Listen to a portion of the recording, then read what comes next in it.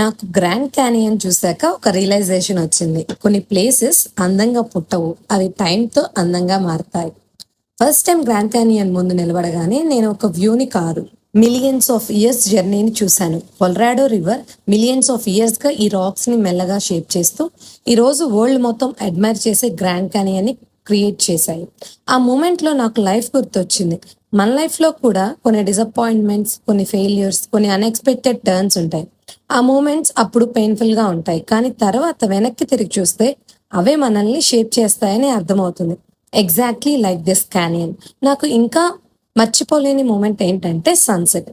Sun స్లోగా set అవుతుంటే grand canyon మీద పడిన ఆ లైట్స్ ఆరెంజ్, రెడ్, గోల్డెన్ ప్రతి నిమిషం ఒక కొత్త పెయింటింగ్ లాగా మారుతుంది. గ్రాండ్ క్యానియన్ మారలేదు, కానీ దాన్ని చూసే నా ఫీలింగ్ మాత్రం మారిపోయింది. ఒకటే అనిపించింది, లైఫ్లో ఛాలెంజెస్ మన స్టోరీని బ్రేక్ చేయవు, అవి మన స్టోరీని డెప్త్ ఇస్తాయి. గ్రాండ్ క్యానియన్ నుండి నేను ఫొటోస్ మాత్రమే తీసుకురాలేదు, ఒక బ్యూటిఫుల్ రిమైండర్ని కూడా తీసుకొచ్చాను. టైంకి పేషెన్స్ ఉంటే నేచర్ మాస్టర్ పీస్ క్రియేట్ చేస్తుంది. మనకి పేషెన్స్ ఉంటే మన లైఫ్ కూడా ఒక బ్యూటిఫుల్ మాస్టర్ పీస్ అవుతుంది.